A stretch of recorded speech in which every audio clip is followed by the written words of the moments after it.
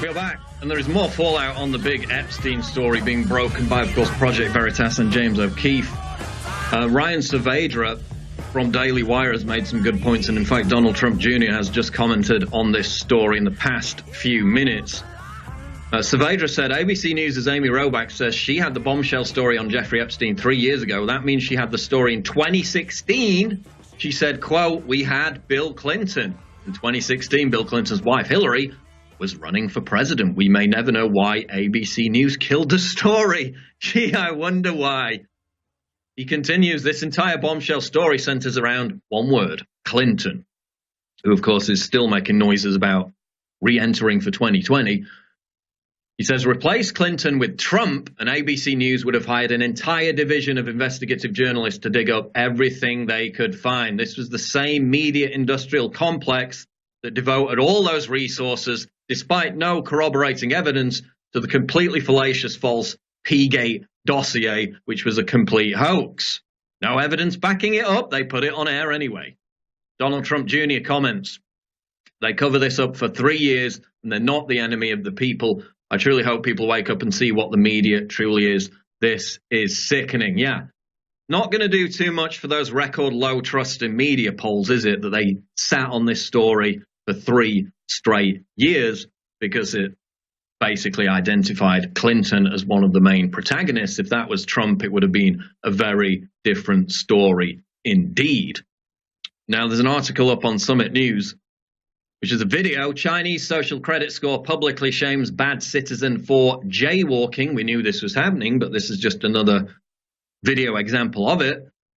Video shows a citizen being publicly shamed and having his photo and ID card flashed up on a big screen for, wait for it, crossing the road on a red light. How dare he? Surprised he's not already in a gulag.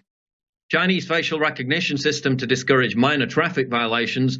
Cross the road when you shouldn't, and a picture of you with your name, ID card number pop up on the big screen for everyone to see.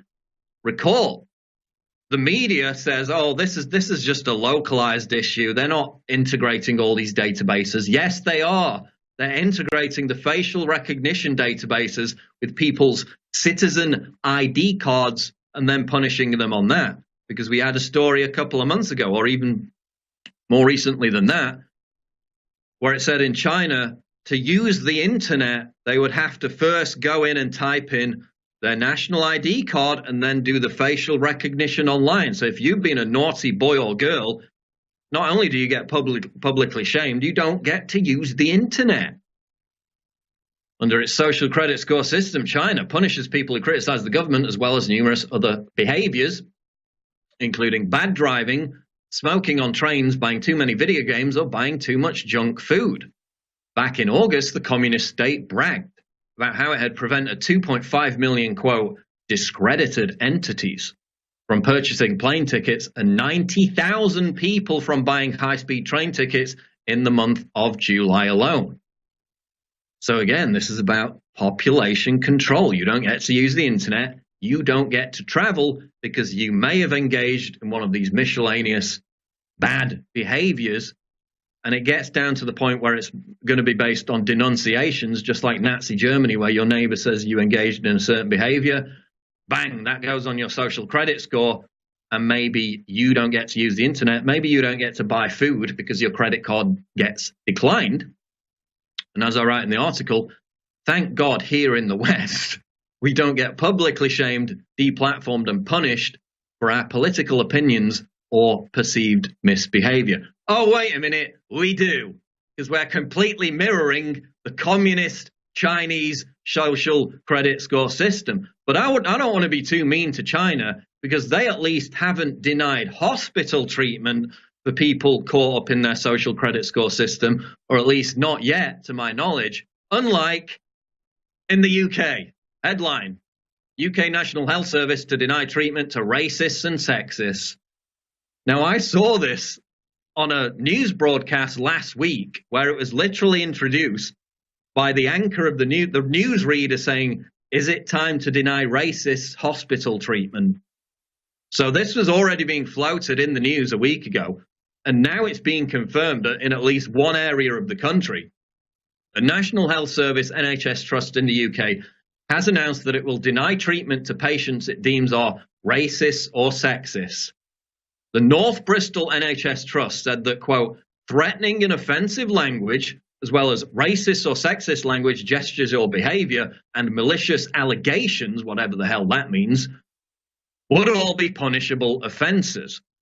So if you engage in any of these infractions, which of course are completely subjective and broadening on a daily basis when it comes to allegations of racism or sexism, you will be subject to a sports style, this is their word, sports style disciplinary yellow card and then final red card in which treatment would be withdrawn as soon as is safe. And when is that safe to withdraw hospital treatment or medical treatment? In fact, my mother's in hospital and they're keeping her in for weeks on end just as a precaution. In this instance, they're going to say, no, we're going to withdraw it at our discretion because you may have said a mean word to one of the nurses. And again, it's based on allegations. So it could be something that was completely misheard. And of course, all this is very subjective. Andrea Young, Chief Executive of North Bristol NHS Trust. Bear in mind, this is government healthcare.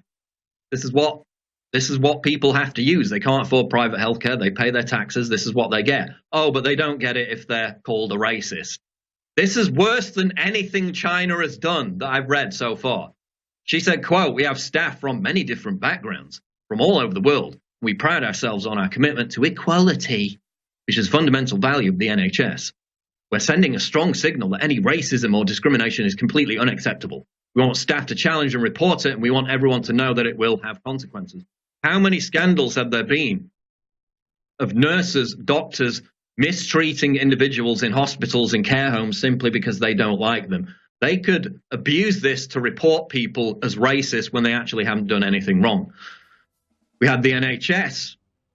An NHS patient who requested a female nurse to carry out a cervical smear complained when the hospital sent a person with an obviously male appearance, close cropped hair, male facial appearance, voice, large number of tattoos and facial stubble, who insisted my gender is not male, I'm a transsexual. So if you complain as a woman about getting operations or treatment related to your genitals being carried out by a transgender person, you may get denied hospital treatment.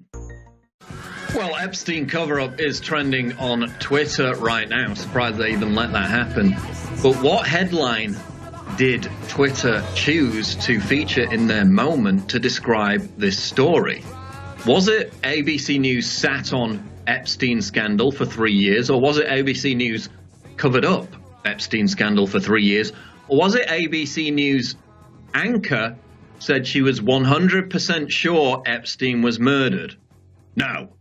Its ABC anchor points to private moment of frustration over hot mic footage. So again, they've gone with the denial.